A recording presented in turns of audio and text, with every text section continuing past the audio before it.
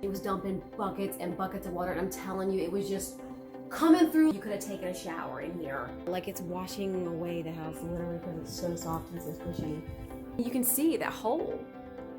Yeah. I mean, and it's in the ceiling, and of course, it's just coming and every little bit of rain right down here. You could see bits and bits of pieces of debris and stuff. It's washing down. That's pieces of the roof, pieces of the joist. As soon as you touch it, it crumbles. It's like this is just being held up by like the skin of its teeth. Come to sort of a realization yesterday. We heard something fall and we all just dove because we just knew it was coming down. And it was like, it kind of makes you think, all right, if you're convinced it's gonna come down that easy, at some point, like, you gotta just scrap what you hope and wish and coulda, woulda, shoulda. And as much as I want to keep all this and just repair it, it's just, all right, we're going back up and punt, and it's gotta come down.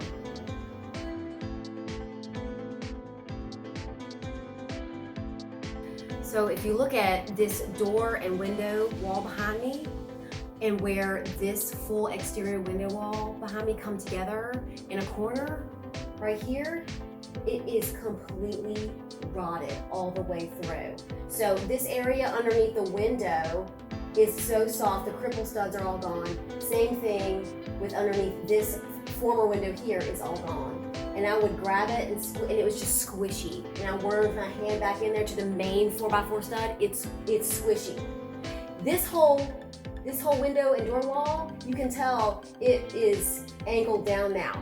There's no support. When I was removing material to try to see how bad the rot extended, over here it had a fascia board piece, just like this does.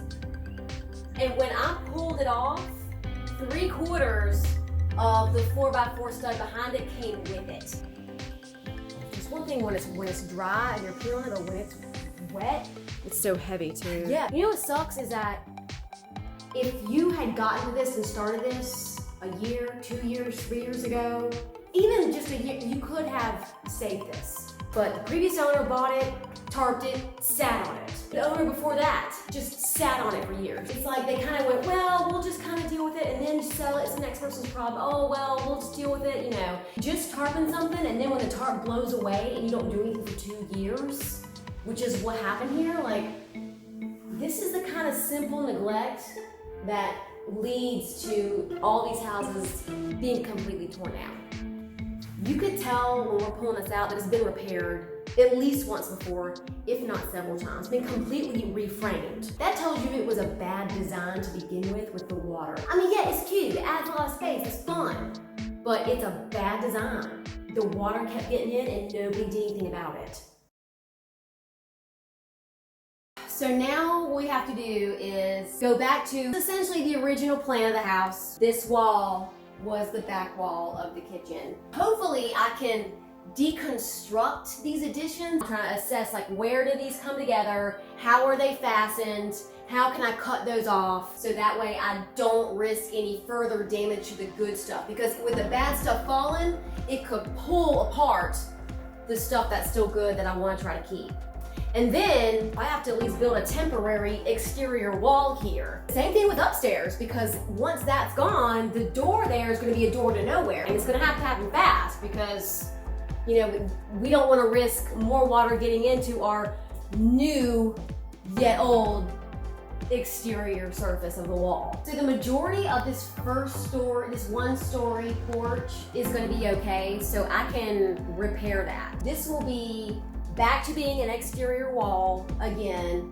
This will be an exterior wall. And since there's already a foundation around the perimeter of this, I think what I'll do is just deck it.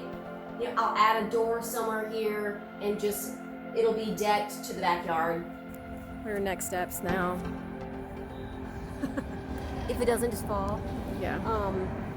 It's gonna be that top floor. This top floor and underneath it, and Yeah. then portions of this 1-story porch that was enclosed. Basically, I gotta get that fence around the outside. I need to get a demo permit. Hopefully somebody's willing to work in demo and deconstruction or something like that. And all the holes that are gonna be now open to okay, first, the one in the attic, that's the actual hole, still get that capped somehow. And then there's gonna be a giant hole in the kitchen back wall, that at least needs a temporary exterior wall for that. And hopefully all that can happen right around the same time.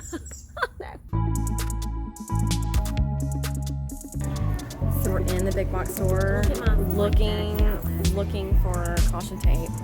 And we could ask somebody, but if we Google it while we're in the store, It's a whole lot faster. it's a whole lot faster. Whenever you ask somebody, they take you to like across the store, and it wasn't there. And you Yeah, so let's just we're gonna Google it.